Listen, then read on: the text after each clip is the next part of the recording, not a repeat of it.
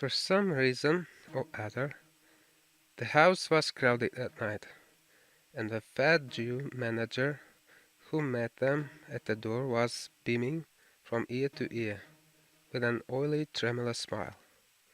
He escorted them to their box with a sort of pompous humility, waving his fat jeweled hands and talking at the top of his voice.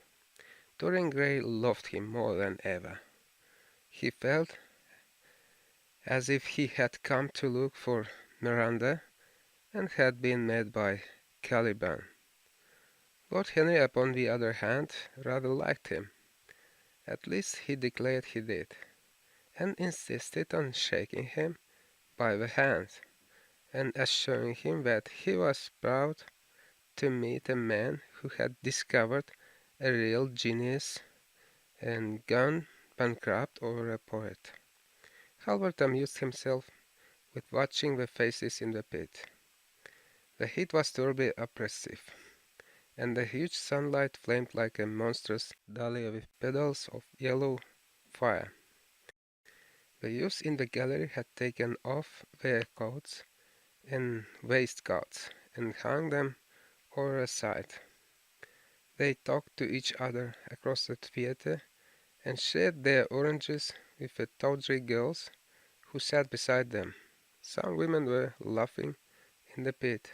Their voices were horribly shrill and discordant. The sound of the popping of corks came from the bar. "What a place to find one's divinity in," said Lord Henry. "Yes," answered Dorian Gray. "It was here I found her, and she is divine beyond all living things. When she acts, you will forget everything. These common rough people, with their coarse faces and brutal gestures, become quite different when she is on the stage. They sit silently and watch her. They weep and laugh as she wills them to do. She makes them as responsive as a violin. She spiritualizes them, and one feels that they are of the same flesh and blood as oneself." "The same flesh and blood as oneself? Oh, I hope not," exclaimed Lord Henry, who was scanning the occupants of the gallery through his opera glass. "Don't pay any attention to him, Dorian," said the painter. "I understand what you mean, and I believe in this girl. Anyone you love must be marvelous, and any girl that has the effect you describe must be fine and noble. To spiritualize one's age, that is something worth doing. If this girl can give a soul to those who have lived without one, if she can create the sense of beauty in people whose lives have been sordid and ugly, if she can strip them of their selfishness and lend them tears for sorrows that are not their own, she is worthy of all your adoration, worthy of the adoration of the world. This marriage is quite right.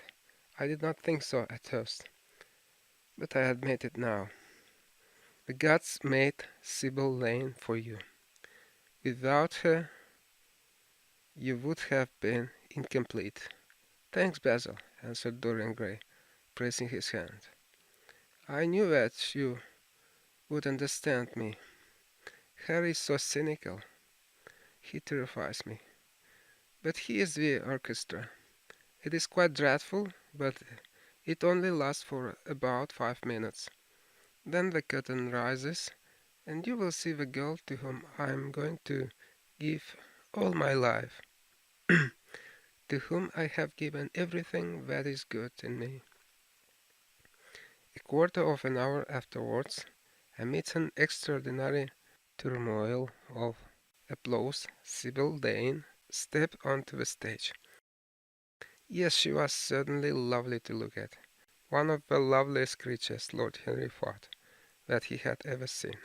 There was something of the fawn in her shy grace, and startled eyes.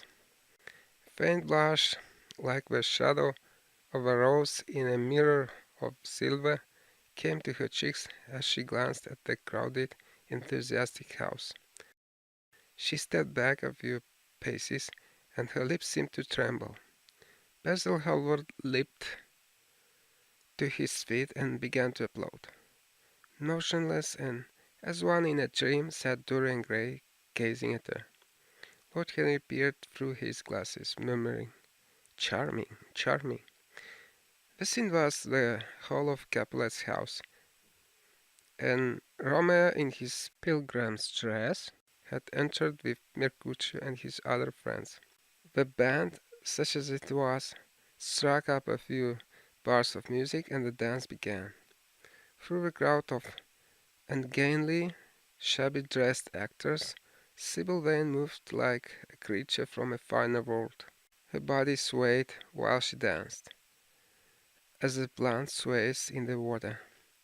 The curves of her throat were the curves of a white lily. Her hands seemed to be made of cool ivory. Yet she was curiously listless. She showed no sign of joy when her eyes rested on Romeo. The few words she had to speak. "Good pilgrim, you do wrong. You hand too much, which mannerly devotion shows in this. For saints have hands that pilgrims' hands to touch, and palm to palm is holy Palmer's kiss." With a brief dialogue that follows was spoken in a thoroughly artificial manner. The voice was exquisite, but from the point of view of tone, it was absolutely false. It was wrong in color. It took away all the life from the verse. It made the passion unreal. Dorian Gray grew pale as he watched her. He was puzzled and anxious. Neither of his friends dared to say anything to him. She seemed to them to be absolutely incompetent. They were horribly disappointed. Yet they felt that the true test of any Juliet is a balcony scene of the second act. They waited for that. If she felt there was nothing in her. She looked charming as she came out in the moonlight. That could not be denied. But the staginess of her acting was unbearable, and grew worse as she went on. Her gestures became absurdly artificial. She overemphasized everything that she had to say. The beautiful passage, "Thou knowest the mask of night is on my face, else would a maiden blush bepaint my cheek, for that which thou hast heard me speak tonight," was declaimed with the painful precision of a schoolgirl who has been taught to recite by some second-rate professor of elocution. When she leaned over the balcony and came to those wonderful lines, "Although I joy in thee, I have the joy of this contract tonight.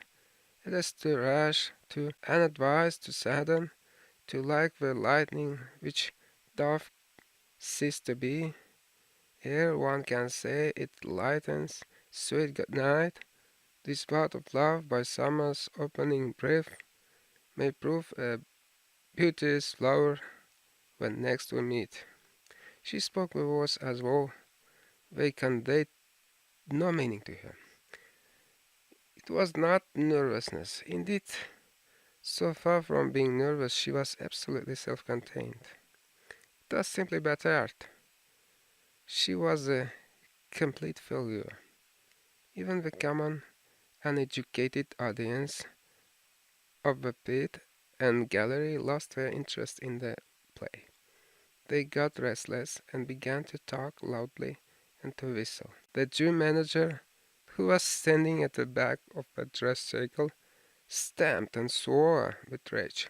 The only person unmoved was the girl herself. And the second act was over. There came a storm of hisses, and Lord Henry got up from his chair and put on his coat. "She's quite beautiful, Dorian," he said. "But she can't act. Let us go." "I'm going to see the play through," answered the lad in a hard, bitter voice. "I'm awfully sorry that I have made you waste an evening, Harry. I apologize to you both." "My dear Dorian, I should think Miss Vane was ill," interrupted Hallward. "We will come some other night."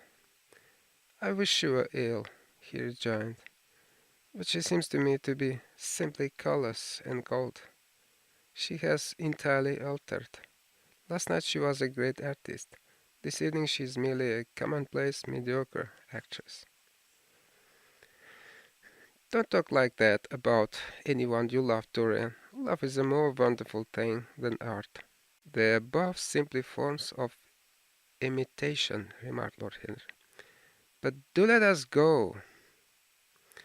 Dorian, you must not stay here any longer. It is not good for one's morals to see bad acting. Besides, I don't suppose you will want your wife to act.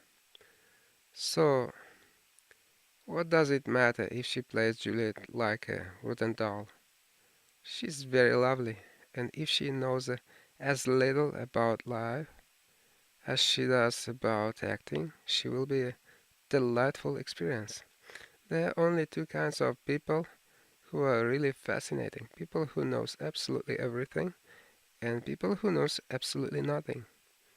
Good heavens, my dear boy, don't look so tragic. The secret of remaining young is never to have an emotion that is unbecoming. Come to a club with Basil and myself. We will smoke cigarettes and drink to the beauty of Sybil Vane. She is beautiful. What more can you want?" "Go away, Harry," cried the lad. "I want to be alone." "Basil, you must go. Can't you see that my heart is breaking?" The hot tears came to his eyes. His lips trembled, and rushing to the back of the box, he leaned up against the wall, hiding his face in his hands. "Let us go, Basil," said Lord Henry with a strange tenderness in his voice, and the two young men passed out together. A few moments afterwards, the footlights flared up, and the curtain rose on the third act. Dorian Gray went back to his seat. He looked pale and proud and indifferent. The play dragged on, and seemed interminable. Half of the audience went out, tramping in heavy boots and laughing. The whole thing was a fiasco. The last act was played to almost empty benches. The curtain went down on a titter and some groans. As soon as it was over, Dorian Gray rushed behind the scenes into the green room. The girl was standing there alone, with a look of triumph on her face. Her eyes were lit with an exquisite fire. There was a radiance about her. Her parted lips were smiling over some secret of their own. When he entered, she looked at him, and an expression of infinite joy came over her. "How badly I acted tonight, Dorian!" she cried. "Horribly!" he answered, gazing at her in amazement. "Horribly! It was dreadful! Are you ill? You have no idea what it was. You have no idea what I suffered." The girl smiled. "Dorian," she answered, lingering over his name, with long-drawn music in her voice, as though it were sweeter than honey to the red petals of her mouth. "Dorian, you should have understood. But you understand now, don't you?" "Understand what?" he asked angrily. "Why I was so bad tonight. Why I shall always be bad. Why I shall never act well again." He shrugged his shoulders. "You are ill, I suppose. When you are ill, you shouldn't act. You make yourself ridiculous. My friends were bored. I was bored." She seemed not to listen to him. She was transfigured with joy. An ecstasy of happiness dominated her. "Dorian, Dorian," she cried. "Before I knew you, acting was the one reality of my life. was only in the theater that I lived. I thought that it was all true. I was Rosalind one night and Portia the other. The joy of Beatrice was my joy, and the sorrows of Cordelia were mine also. I believed in everything. The common people who acted with me seemed to me to be godlike. The painted scenes were my world. I knew nothing but shadows, and I thought them real. You came, oh, my beautiful love, and you freed my soul from prison. You taught me what reality is. Tonight, for the first time in my life, I saw through the hollowness, the sham, the silliness of the empty pageant in which I had always played. Tonight, for the first time, I became conscious that Romeo was hideous and old and painted, that the moonlight in the orchard was false, that the scenery was vulgar, and that the words I had to speak were unreal, were not my words, were not what I wanted to say. You had brought me something higher, something of which all art is but a reflection. You had made me understand what love really is. My love, Prince Charming, Prince of Life. I have grown sick of shadows. You are more to me than all art can ever be. What have I to do with the puppets of a play? When I came on tonight, I could not understand how it was that everything had gone from me. I thought that I was going to be wonderful. I found that I could do nothing. Suddenly it dawned on my soul what it all meant. The knowledge was exquisite to me. I heard them hissing, and I smiled. What could they know of love such as ours? Take me away, Dorian, take me away with you, where we can be quite alone. I hate the stage.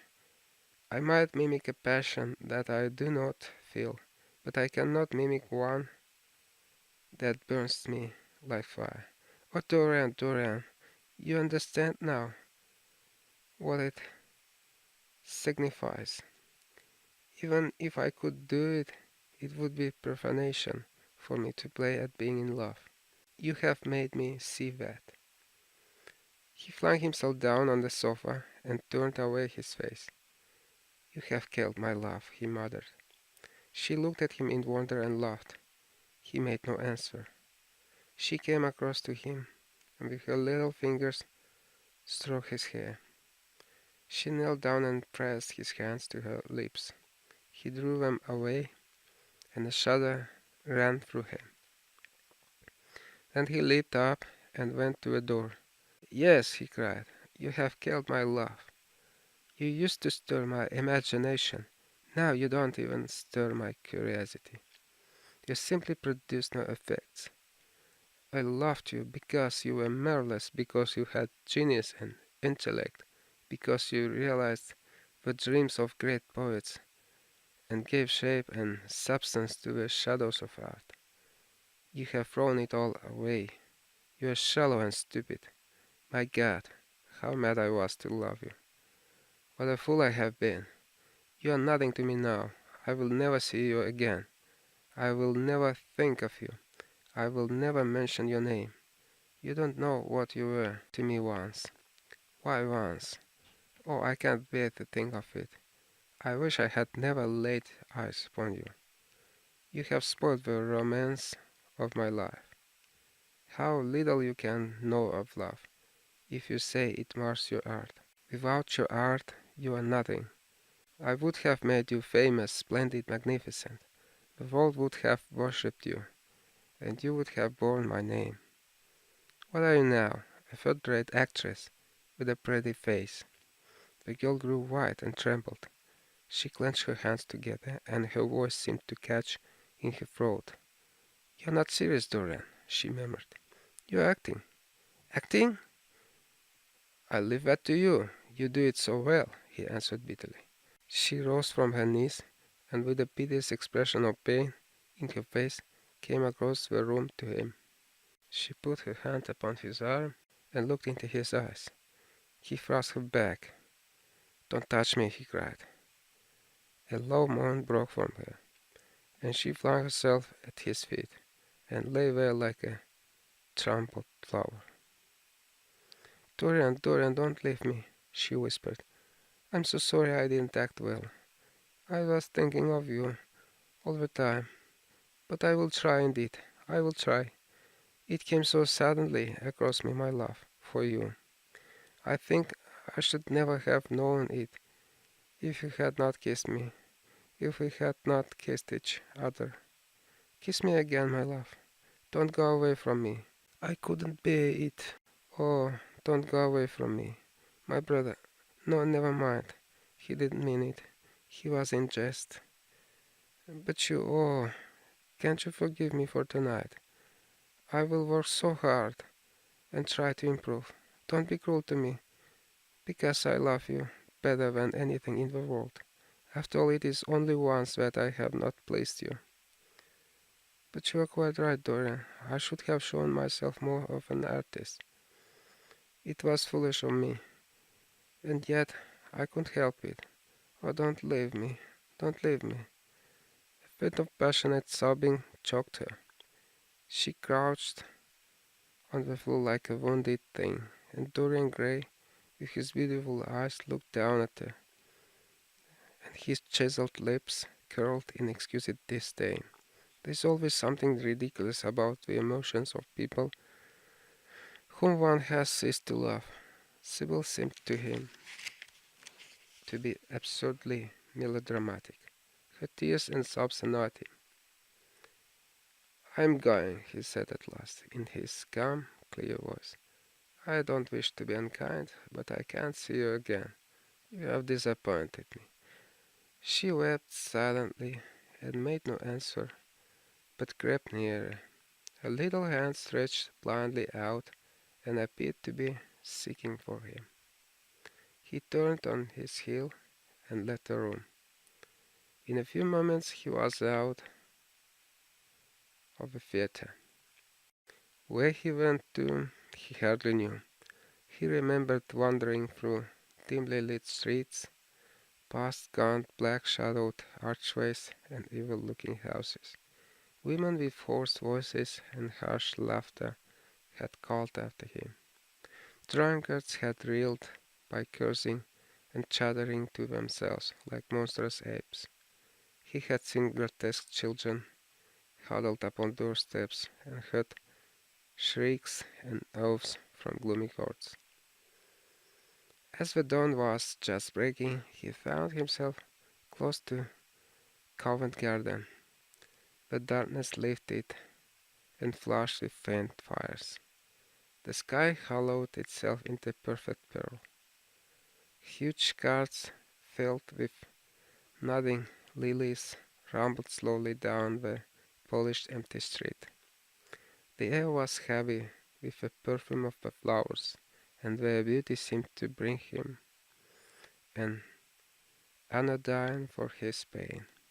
He followed into the market and watched the men unloading their wagons. A white-smoked carter offered him some cherries.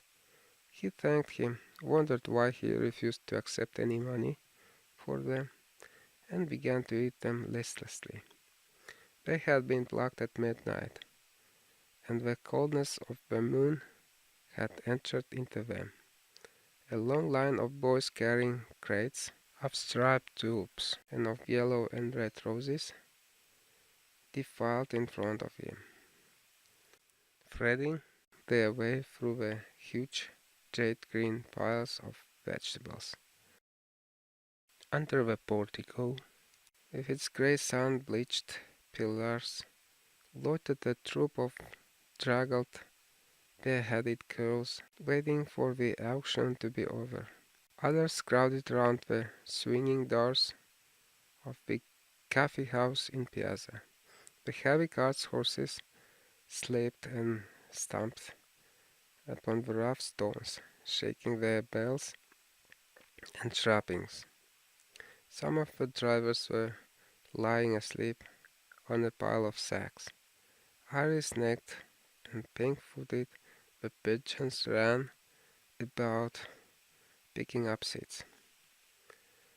After a little while he hailed a hansom and drove home. For a few moments he loitered upon the doorstep, looking round at the silent square with its blank, close-shuttered windows and its staring blinds. The sky was pure opal now, and the roofs of the houses glistened like silver against it. From some chimney opposite, a thin wreath of smoke was rising. It curled a violet ribbons through the nacre-colored air. In the huge gilt Venetian lantern, spoil of some Dutchess barge that hung from the ceiling of the great oak-panelled hall of entrance, lights were still burning from 3 flickering jets. Thin blue petals of flame they seemed, rimmed with white fire. He turned them out and, having thrown his hat and cape on the table, passed through the library towards the door of his bedroom, a large octagonal chamber on the ground floor that, in his new-born feeling for luxury, he had just decorated for himself, and hung with some curious Renaissance tapestries that had been discovered stored in a disused attic at Selby Royal. As he was turning the handle of the door, his eye fell upon the portrait Basil Hallward had painted of him. He started back, as if in surprise. Then he went on into his own room, looking somewhat puzzled. After he had taken the buttonhole out of his coat, he seemed to hesitate. Finally he came back, went over to the picture, and examined it. In the dim arrested light that struggled through the cream-colored silk blinds, the face appeared to him to be a little changed. The expression looked different. One would have said that there was a touch of cruelty in the mouth. It was certainly strange. He turned round and, walking to the window, drew up the blind. The bright dawn flooded the room and swept the fantastic shadows into dusty corners where they lay shuddering. But the strange expression that he had noticed in the face of the portrait seemed to linger there, to be more intensified even. The quivering, ardent sunlight showed him the lines of cruelty round the mouth as clearly as if he had been looking into a mirror after he had done some dreadful thing. He winced, and taking up from the table an oval glass framed in ivory cupids, one of Lord Henry's many presents to him, glanced hurriedly into its polished depths. No line like that warped his red lips. What did it mean? He rubbed his eyes and came close to the picture and examined it again. There were no signs of any change when he looked into the actual painting, and yet there was no doubt that the whole expression had altered. It was not a mere fancy of his own.